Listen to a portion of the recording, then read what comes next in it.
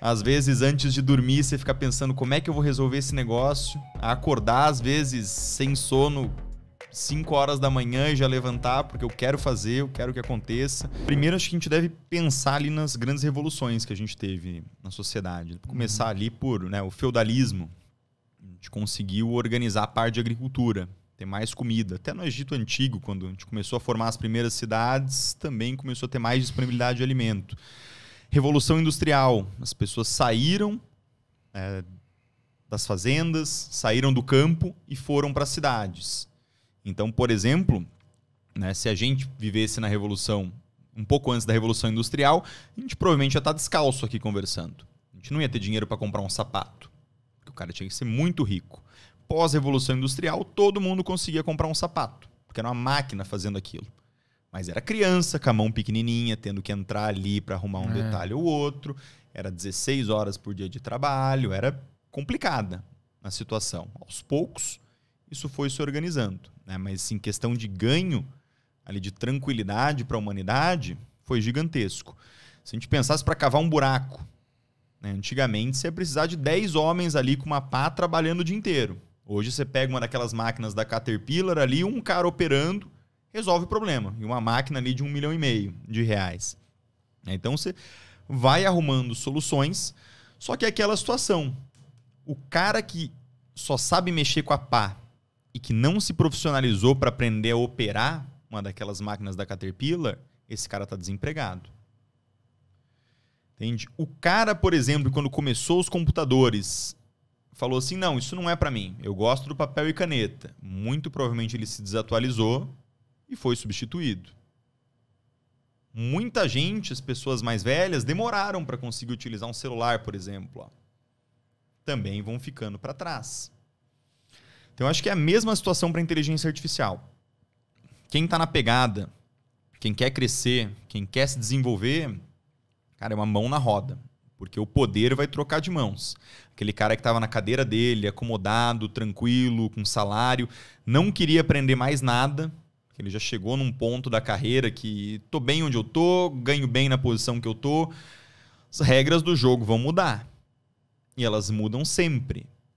Você que é um cara novo ou que já é um cara mais velho, gosta de aprender, gosta de correr atrás e quer fazer as coisas acontecerem, cara, continua se capacitando, continua estudando, continua correndo atrás, que vai chegar ali o teu momento de ganhar melhor, de conseguir ganhar mais dinheiro, de conseguir garantir a tua liberdade financeira. Então, eu gosto muito de quando tem mudanças, isso para qualquer situação. A mudança, ela prioriza o cara que corre mais rápido. Dá mais uma vez o exemplo do Yuri, que está aqui junto com a gente. Tem agradecimento mais uma vez ao convite.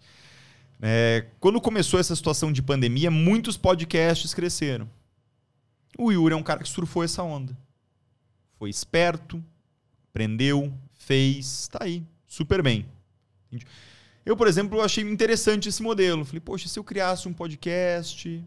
Eu já passou o tempo, já fiquei para trás. O Yuri cresceu em 1 ano, talvez eu leve 3, 4, 5 anos para crescer. Ele pegou um momento bom porque ele aprendeu mais rápido, ele viu a oportunidade, ele foi para lá antes. Então eu vejo da mesma situação ali, inteligência artificial. As pessoas que têm conhecimento vão conseguir chegar primeiro, que conseguirem utilizar esse artifício, conseguirem utilizar esse mecanismo, vão conseguir se antecipar. Quem ficar acomodado e não aprender a utilizar isso, já está ficando para trás. Para quem produz conteúdo, para quem programa, já estão utilizando ali a inteligência artificial. É um mecanismo bem legal. Não está perfeito ainda, você encontra um monte de coisa errada. Pergunta, por exemplo, para o ChatGPT quanto que você teria se guardasse R$ 1.500 por mês numa taxa de 12% ao ano durante 22 anos. Ele provavelmente vai errar essa conta porque ele não vai conseguir interpretar direito os dados. Você perguntar de outra forma com os mesmos dados, ele vai te dar outra resposta que também não é correta. Tem uma pergunta, tem uma resposta que ele deu, eu já devem ter corrigido isso. Perguntaram assim para o ChatGPT, o que é mais pesado? 1 quilo de pena ou 1 quilo de ferro? E ele respondeu, 1 quilo de ferro é mais pesado que 1 quilo de pena, porque a densidade de não sei o que. Não, cara, é 1 quilo e 1 quilo. Ele caiu nessa pegadinha, sacou? Ele interpretou direito e falou, não, o ferro é mais pesado que a pena, entendeu? Mas enfim. Exatamente. Às vezes eu pego umas coisas de finanças ali para ter criatividade pro conteúdo, né? E eu vejo umas besteiras, assim, que eu falo, meu, isso aqui eu não posso pôr de jeito nenhum ali, porque eu discordo completamente. Mas, assim, uns 80% é bom. E ele é bom porque ele te traz coisas que, às vezes, você não tá acostumado a pensar. Então, ele te provoca num negócio que você consegue destrinchar muito bem. Ele não te entrega pronto. Mas ele te dá ali um insight que pode ser o suficiente para você conseguir desenvolver o raciocínio. Ele vai te dar um programa que não é perfeito ali na programação, mas que ele já vai te dar uma base de código que você consegue ajustar um ponto ou outro e deixar do jeito que você quer. Entendi. O Henrique Lima até colocou um comentário aqui que eu achei interessante. No concurso público, muita gente é acomodada por causa da estabilidade, que vai de encontro ao que você falou agora. Mas eu acho que isso também meio que está chegando ao fim. Aqueles cargos... Primeiro que tem muito menos concurso agora, e segundo que eu acho que em breve, até mesmo o cargo de um concurso público, ele vai ter algum tipo de meta, algum tipo de pressão, né? Não tem, eu acho que acabou aquele tempo que você entrava e ficava fazendo nada ou pouca coisa, ou corpo mole, a vida inteira ganhando um salário gordo, né? Isso não é... O funcionalismo público é um modelo difícil, assim, de conseguir ajustar. Ele é bem legal. Inclusive, um dos principais pontos da China ter se desenvolvido e ser uma economia extremamente forte é que eles têm concursos públicos extremamente meritocráticos. Assim, eles já fazem isso há mais de 1000 anos e bem. Assim, é um negócio que lá funciona. Lá funciona. Agora, eu não sei como que a pessoa é avaliada durante o trabalho. E é muito difícil, porque troca político na prefeitura e a amizade que você tinha, o conforto que você tinha, já não é mais o conforto que você tem. Então, essa estabilidade ajuda naquelas rinchas que existem hoje entre político, né? Salário variável também é uma situação complicada ali. Na Petrobras, eles conseguiram fazer um sistema muito bom em cima de produtividade. Estava funcionando bem ali o PLR do pessoal. Trabalhando mais, se esforçando. Acho que tinha que ter alguma coisa de remuneração variada em cima de performance, né? Mas é muito difícil você metrificar isso para cada profissão. Teria que reajustar o modelo. Eu, por exemplo... Isso foi até uma conversa de acho que uns 5, 6 anos atrás com os meus pais. Eu cheguei à conclusão eles comigo mesmo. Eles queriam que você fizesse?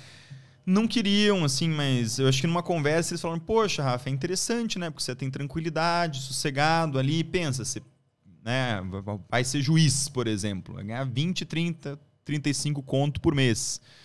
Você consegue um cartório. Também é por concurso público hoje, um dos mais difíceis. Então, você tem estabilidade. Difícil você perder aquela boquinha, digamos assim. E eu lembro que na época eu falei assim, poxa, mãe, eu acho que eu preciso de alguma coisa para mim que vai me desafiar todos os dias. Se eu for para algo que não me desafie, eu vou me acomodar e isso vai me matar. Assim. O fato de eu trabalhar menos e de eu não ter desafio vai fazer com que a minha vida perca completamente o sentido. E eu vi que eu sempre me dei muito bem com remuneração variável. Quando eu era garçom, a minha maior remuneração variável era a gorjeta. Então eu atendia bem e o cara me dava uma boa gorjeta. Na assessoria de investimentos, a mesma coisa. Na parte do mercado digital, a mesma coisa. Se eu faço um bom conteúdo, eu recebo mais clientes. Meu time atende bem esses clientes, recebe mais indicações. Isso aumenta a minha remuneração. Consigo explicar bem, vendo mais curso online. Isso aumenta a minha remuneração, eu consigo expandir quadro de funcionário e cada vez atingir mais pessoas. Boa. Então, eu acho que o variável é muito interessante. Porque você receber um salário fixo, ele não te provoca a querer fazer mais, a querer entregar mais resultado, a querer trabalhar num sábado pela manhã, num domingo de manhã, num domingo de tarde. Às vezes, antes de dormir, você fica pensando como é que eu vou resolver esse negócio. A acordar, às vezes, sem sono, 5 horas da manhã e já levantar, porque eu quero fazer, eu quero que aconteça. Isso é só remuneração variável que te entrega, né? Manter a pessoa viva, né? A pessoa vai sentir que tem os desafios mesmo chegando e ela tem que fazer alguma coisa para andar, né? Exatamente. E a remuneração variável é quando você consegue se premiar em cima disso, né? Ele te mostra que realmente funcionou, né?